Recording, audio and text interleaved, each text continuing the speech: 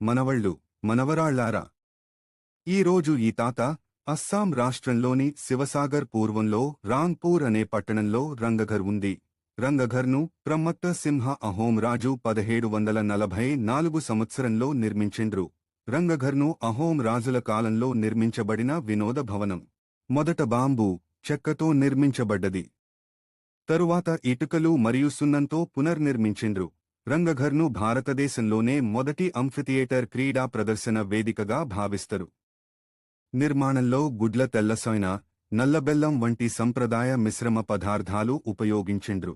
రాజులు మరియు వారి కుటుంబ సభ్యులు ఇక్కడ కూర్చుని క్రీడలు, యుద్ధ క్రీడలు, జంతు పోరాటాలు, నృత్యాలు మరియు బిహు ఉత్సవాలను వీక్షించేటోళ్లు. రంగాఘర్ 2 అంతస్తుల నిర్మాణం. రంగాఘర్ ఆకారం ఒక పెద్ద పడవలా ఉంటుంది. పైకప్పు అస్సాం సంప్రదాయ అహోం శైలిలో నిర్మించబడింది. 1897 సంవత్సరంలో భూకంపంలో కొంత నష్టం జరిగినప్పటికీ తరువాత పునరుద్ధరించబడ్డది. ప్రస్తుతం ఇది భారత పురావస్తు శాఖ ఆధ్వర్యంలో సంరక్షిత స్మారక చిహ్నంగా ఉంది. గోడలపై పుష్పాల, జంతువుల చెక్కబొమ్మల వంటి అలంకరణలు ఉన్నాయి.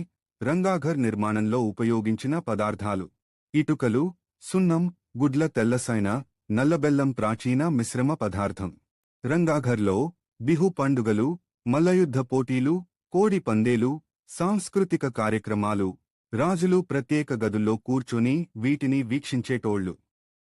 అహోం రాజుల సాంస్కృతిక జీవనశైలికి రంగాఘర్ ప్రతీక. అస్సాం రాష్ట్రపు గర్వకారణంగా భావించబడ్డది.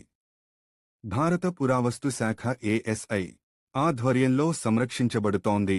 రంగఘర్ దాదాపు 270 సంవత్సరాలకు పైగా పాతది. 1897లో వచ్చిన భారీ భూకంపంలో కొంత నష్టం జరిగింది.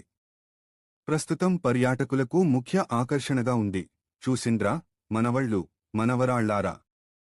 రంగఘర్ అస్సాం చరిత్ర, కళ, సంస్కృతి, క్రీడా సంప్రదాయాలకు ప్రతీకగా నిలిచిన అద్భుత స్మారక చిహ్నం. ఇది కేవలం ఒక భవనం కాదు, అహోం రాజుల వైభవానికి చారిత్రక సాక్ష్యం. మరి మనవళ్ళు, మనవరాళ్లారా! ఇవాటికి ఇది మస్తు. వచ్చే వారం మరో విషయం గురించి చెప్పుకుందాం. ఉంటాను మనవళ్ళు, మనవరాళ్లారా!